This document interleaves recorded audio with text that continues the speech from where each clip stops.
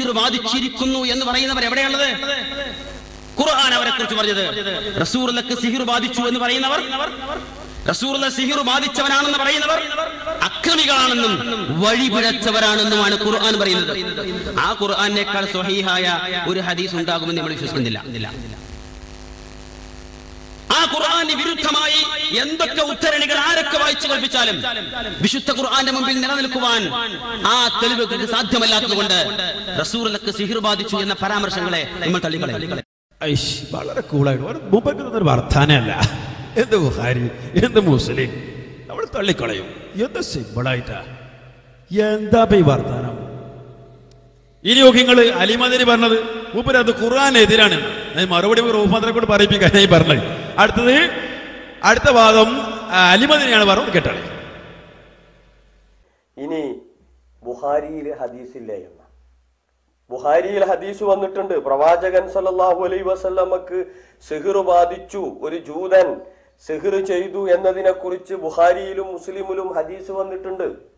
പക്ഷെ പരിശുദ്ധ ഖുർആനിന് വിരുദ്ധമായി, കൃത്യമായി അതിന്റെ ആശയങ്ങൾക്കെതിരായി ഒരു ഹദീസ് വന്നു കഴിഞ്ഞാൽ എന്താണ് അത് ചെയ്യേണ്ടത് എന്ന് കൃത്യമായി നമ്മൾ നേരത്തെ വിശദീകരിച്ചു കഴിഞ്ഞു. അഥവാ ആ ഹദീസ് തൽക്കാലം ജനങ്ങൾക്കിടയിൽ പ്രചരിപ്പിക്കാതിരിക്കാനുള്ള ഒരു അവസ്ഥയെങ്കിലും ഉണ്ടാവണം. അത് ജനങ്ങളുടെ ഇടയിൽ പ്രചരിപ്പിക്കാൻ പാടില്ല, അതവിടെ തൽക്കാലം മാറ്റിവെക്കേണ്ടതുണ്ട്. ഇനി നോക്ക്, ഇയാള് ലേശം കൂടെ ഒന്ന് പതാക്കിയാ പറഞ്ഞത്. പദം വന്ന് വെറുതല്ല.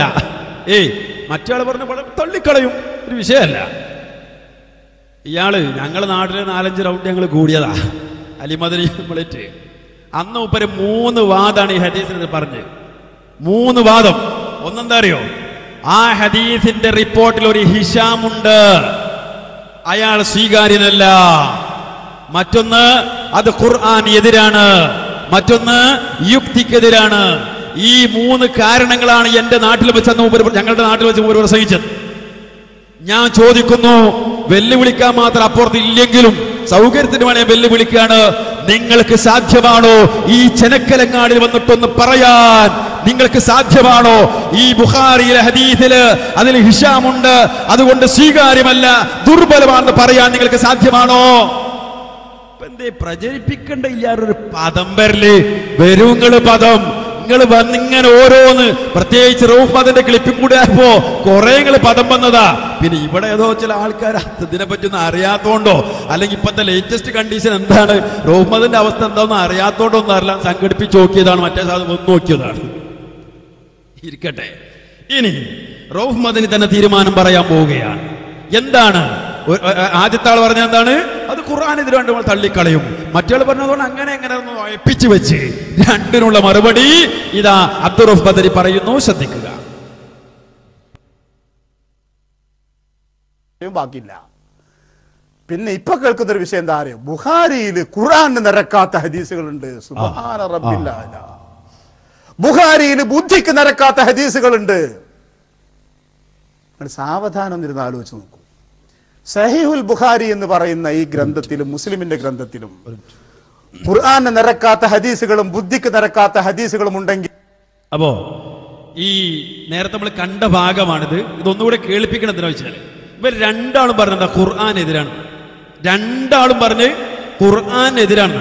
നേരത്തെ നമ്മൾ ബുദ്ധിന്റെ വിഷയത്തിൽ കണ്ടു. തന്നെ നല്ല കാണ്ടൊന്ന് മനപ്പാടാക്കേണ്ട ഡയലോഗ് ആയതുകൊണ്ട് ഒന്നുകൂടെ വെച്ചുതരാണ്. ഇതൊന്ന് ശരിക്കും ഒന്ന് തറവായിക്കോട്ടെ. ഒന്നുകൂടി കേട്ടാളി. അതേ ഭാഗം തന്നെ ശ്രദ്ധിക്കാം.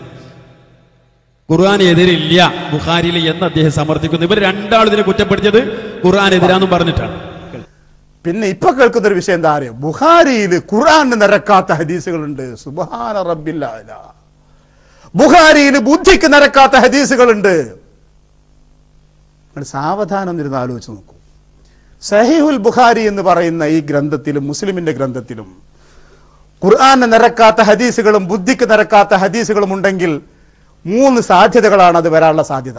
ഒന്ന്, ഇമാം ബുഖാരി മുസ്ലിമിനെ പോലെ ഒരാളെ പറ്റി പറയാം, രണ്ടും കൂടി പറയാൻ ബുദ്ധിമുട്ടാണ്.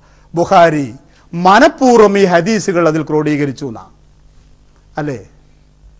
ഇമാം ബുഖാരി അറിഞ്ഞുകൊണ്ട് ബോധത്തോടുകൂടി യുക്തിക്ക് നിരക്കാത്ത ഒരു ഹദീസ്, ഖുർആന് നിരക്കാത്ത ഒരു ഹദീസ് തന്റെ ഗ്രന്ഥത്തിൽ ക്രോഡീകരിച്ചു എന്ന് ഒരു ഹദീസ് ബോധ്യപ്പെട്ടാൽ അയാൾ കള്ളനാണ്, ഉപേക്ഷിക്കപ്പെടേണ്ടവനാ. അയാൾ ഒരൊറ്റ ഹദീസ് സ്വീകരിക്കരുത്.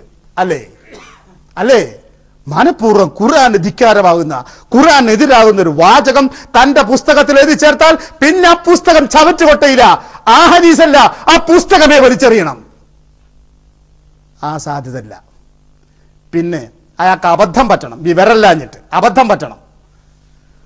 ഇമാം ബുഖാരിയെ പറ്റി വിശദീകരിക്കാൻ എനിക്ക് സമയം മതിയാവില്ല.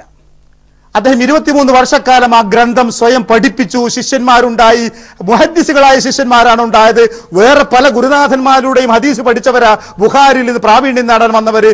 ഇവരൊക്കെയും പരിശോധിച്ചിട്ട് പഠിച്ചിട്ട് ഖുർആനെതിരായ ഒരു ഹദീസ് പോലും കണ്ടില്ല. അല്ലെങ്കിൽ ഈ ഹദീസ് ഖുർആനെതിരാന്ന് അവർക്ക് മനസ്സിലായില്ല, ഈ ഹദീസ് ബുദ്ധിക്ക് നിരക്കാത്തെന്ന് അവർക്ക് മനസ്സിലായില്ല. കഴിഞ്ഞ 14 നൂറ്റാണ്ട് കാലം മുസ്ലിം ലോകത്തെ പണ്ഡിതന്മാർ, അതിൽ മുസ്ലിങ്ങളിൽ അഭിപ്രായ വ്യത്യാസത്തിലെ ഷിയാക്കളെ മാറ്റിവെച്ചാൽ ബാക്കിയുള്ള മുസ്ലിം സമുദായത്തിലെ എല്ലാവരും, എല്ലാ പണ്ഡിതന്മാരും ബുഖാരിയുടെ ഹദീസുകളുടെ വിശ്വാസയെ ചോദ്യം ചെയ്യാൻ അംഗീകരിച്ചു. ആക്ഷേപം പറഞ്ഞവർ ബുദ്ധിക്ക് നിരക്കാത്തതാണ് ആക്ഷേപം പറഞ്ഞില്ല. അവർ പറഞ്ഞ ബുഖാരിയുടെ ചില റിപ്പോർട്ടർമാരെ പറ്റിയാ, അത് അക്കാലത്ത് പറഞ്ഞതിന് മറുപടിയും കൊടുത്തു. ബുഖാരിയുടെ ഏതെങ്കിലും ഒരു ഹദീസ് ബുദ്ധിക്കും ഖുർആനും നിരക്കാത്തതാണെന്ന് ഇക്കാലഘട്ടം വരെ മുസ്ലിം സമുദായത്തിലെ ഒരു പിഴച്ച കക്ഷികൾ പോലും പറഞ്ഞിട്ടില്ല. എന്താ പറഞ്ഞേ? കഴിഞ്ഞ 14 നൂറ്റാണ്ട് കാലം മുസ്ലിം ലോകത്തെ ദീനിയിലേക്കും ന്യായത്തിലേക്കും ശരിയായ നന്മയുടെ മാർഗത്തിലേക്ക് നയിച്ച ഇബ്നു തൈമിയ്യ റഹ്മത്തുള്ളാഹിയെ പോലെ, മുഹമ്മദ് അബ്ദുൽ വഹാബ് റഹ്മത്തുള്ളാഹിയെ പോലെയുള്ള പ്രഗത്ഭമതികളായ പരിഷ്കർത്താക്കൾ, തിന്മകൾക്കെതിരെ അടരാടിയവർ കടന്നു വന്നിട്ട് പ്രാവീണ്യം നേടിയ പണ്ഡിതന്മാരുണ്ടായിട്ട് അവർക്കാർക്കും മനസ്സിലായില്ലേ ബുഖാരിയില് ഖുർആന് നിരക്കാത്ത ഹദീസ് ഉണ്ടെന്ന്, ബുദ്ധിക്ക് നിരക്കാത്ത ഉണ്ടെന്ന്? അവർ ആരും കാണാതെ പോയോ? അവരൊക്കെ സർവാത്മന അംഗീകരിച്ചെങ്കിൽ അത് മതി ഉറപ്പിന് പടച്ചവന്റെ മുമ്പിൽ. എന്താ ഉറപ്പെന്നറിയോ? അവർ പരിശോധിച്ച് പഠിച്ച ഗ്രന്ഥമാ. ഇതൊരു അൽമാരിയിലിരിക്കുന്ന മ്യൂസിയത്തിലെ ഗ്രന്ഥമല്ല, ഇന്നും എന്നും പഠിപ്പിക്കപ്പെടുന്ന ഗ്രന്ഥ.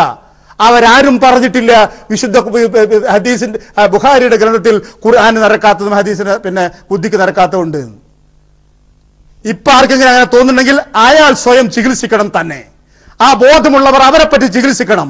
എന്നിട്ട് ആക്ഷേപങ്ങൾ ചൊരിയും മുമ്പേ അവരോടൊരു അപേക്ഷയുണ്ട്.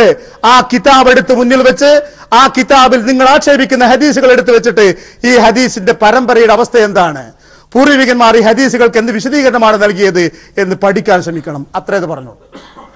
മൂന്നാമതൊരു സാധ്യതകൾ എന്താ അറിയോ? ബുഖാരി ഒരു കക്ഷിത്വത്തിന്റെ ആളാണെങ്കിൽ, ഒരു മദ്ഹബിന്റെ ആളാണെങ്കിൽ അയാൾ ഒരു പക്ഷേ തന്റെ കക്ഷിത്വത്തിലേക്ക് ആളെ കൂട്ടാൻ വേണ്ടി കള്ളം പറഞ്ഞുണ്ടാക്കിയേക്കാം. പക്ഷെ ബുഖാരി അതല്ല. ബുഖാരിയെ ഒരു രാജാവ് സ്പോൺസർ ചെയ്തിട്ടില്ല. ഇമാം മാലിക്കിന്റെ മുവത്ത സ്പോൺസർ ചെയ്യാൻ എന്ന് വെച്ചാൽ അത് സർക്കാരിന്റെ രാജ്യത്തിന്റെ അംഗീകൃത ഗ്രന്ഥമാക്കി മാറ്റാൻ ഖലീഫമാർ തയ്യാറായിരുന്നു. അബൂ ഹനീഫയെ സർക്കാരിന്റെ മുഫ്തിയാക്കി മാറ്റാൻ ആ ജാതി ഒരു ശ്രമവും ബുഖാരിക്ക് നേരെ ഉണ്ടായിട്ടില്ല.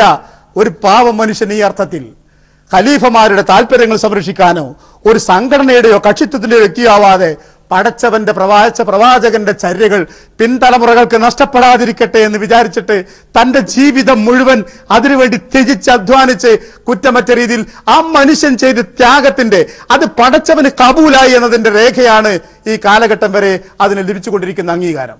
അതുകൊണ്ട് ഇതൊരു കക്ഷിത്വത്തിന്റെ വാക്കല്ല ഞാൻ പറഞ്ഞു. എനിക്ക് വേറെ ഇതൊന്നുമില്ല. നമ്മൾ പഠിച്ചു വെക്കുക, സമാധാനത്തോടെ നിൽക്കുക. ബുഖാരിയിലും മുസ്ലിമിലും ഖുർആന് നിരക്കാത്തതായിട്ടൊന്നുമില്ല, ബുദ്ധിക്ക് നിരക്കാത്തതില്ല. അങ്ങനെ വല്ലതും ഉണ്ടെങ്കിൽ വേണമെങ്കിൽ മറ്റു ചില ക്ലാസ്സുകൾ ഞാൻ വിശദീകരിച്ചു തരാം. ആക്ഷേപം പറയപ്പെടുന്നവയും അതിന്റെ വിശദീകരണങ്ങളും എന്താണ്. അവസാനിപ്പിക്കട്ടെ. അപ്പോ ഇതാണ് കഥ.